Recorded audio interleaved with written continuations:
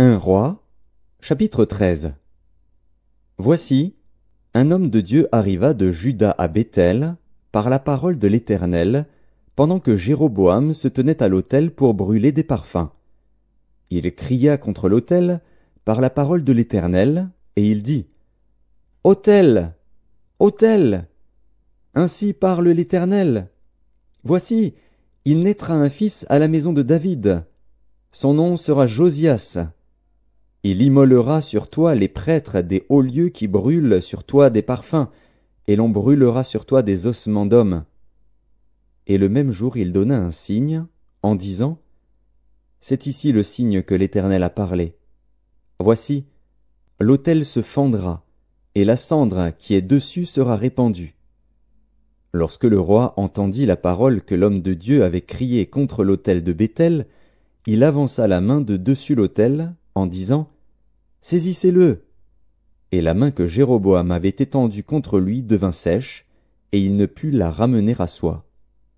L'autel se fendit, et la cendre qui était dessus fut répandue, selon le signe qu'avait donné l'homme de Dieu, par la parole de l'Éternel. Alors le roi prit la parole, et dit à l'homme de Dieu, « Implore l'Éternel, ton Dieu, et prie pour moi, afin que je puisse retirer ma main. » L'homme de Dieu implora l'Éternel, et le roi put retirer sa main, qui fut comme auparavant.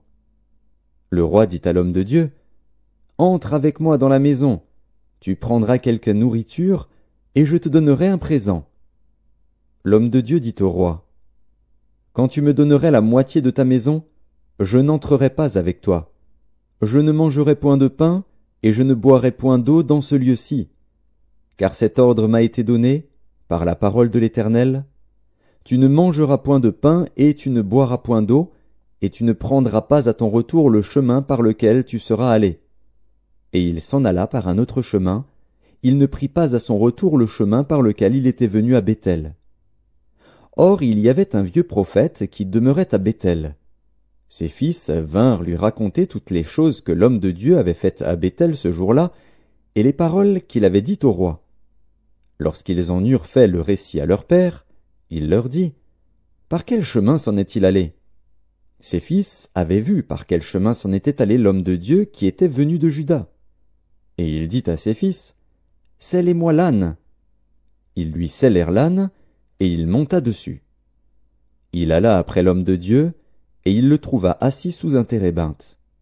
Il lui dit, « Es-tu l'homme de Dieu qui est venu de Juda » Il répondit, « Je le suis. » Alors il lui dit, « Viens avec moi à la maison, et tu prendras quelque nourriture. » Mais il répondit, « Je ne puis ni retourner avec toi, ni entrer chez toi. Je ne mangerai point de pain, je ne boirai point d'eau avec toi en ce lieu-ci. Car il m'a été dit, par la parole de l'Éternel, tu n'y mangeras point de pain et tu n'y boiras point d'eau, et tu ne prendras pas à ton retour le chemin par lequel tu seras allé. » Et il lui dit, « Moi aussi, je suis prophète comme toi. Et un ange m'a parlé de la part de l'Éternel, et m'a dit, « Ramène-le avec toi dans ta maison, et qu'il mange du pain et boive de l'eau. » Il lui mentait. L'homme de Dieu retourna avec lui, et il mangea du pain et but de l'eau dans sa maison. Comme ils étaient assis à table, la parole de l'Éternel fut adressée au prophète qui l'avait ramené.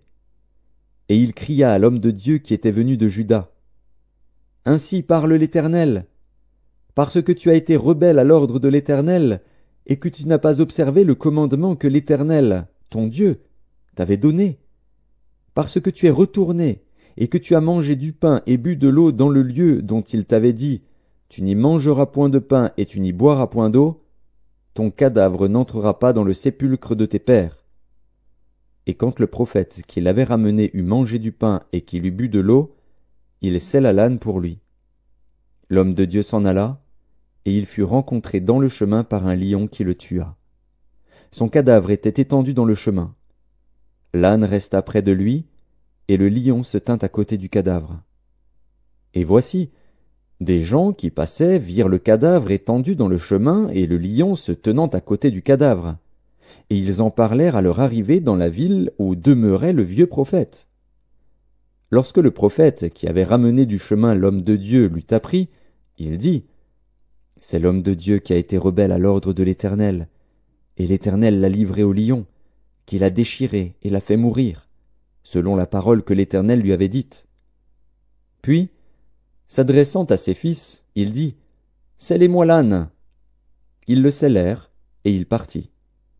Il trouva le cadavre étendu dans le chemin, et l'âne et le lion qui se tenaient à côté du cadavre. Le lion n'avait pas dévoré le cadavre et n'avait pas déchiré l'âne. Le prophète releva le cadavre de l'homme de Dieu, le plaça sur l'âne et le ramena. Et le vieux prophète rentra dans la ville pour le pleurer et pour l'enterrer. Il mit son cadavre dans le sépulcre, et l'on pleura sur lui, en disant « Hélas, mon frère !» Après l'avoir enterré, il dit à ses fils « Quand je serai mort, vous m'enterrerez dans le sépulcre où est enterré l'homme de Dieu, vous déposerez mes os à côté de ses os. Car elle s'accomplira, la parole qu'il a criée, de la part de l'Éternel, contre l'autel de Béthel et contre toutes les maisons des hauts lieux qui sont dans les villes de Samarie. » Après cet événement, Jéroboam ne se détourna point de sa mauvaise voie. Il créa de nouveau des prêtres des hauts lieux pris parmi tout le peuple. Quiconque en avait le désir, il le consacrait prêtre des hauts lieux. Ce fut là une occasion de péché pour la maison de Jéroboam, et c'est pour cela qu'elle a été exterminée et détruite de dessus la face de la terre.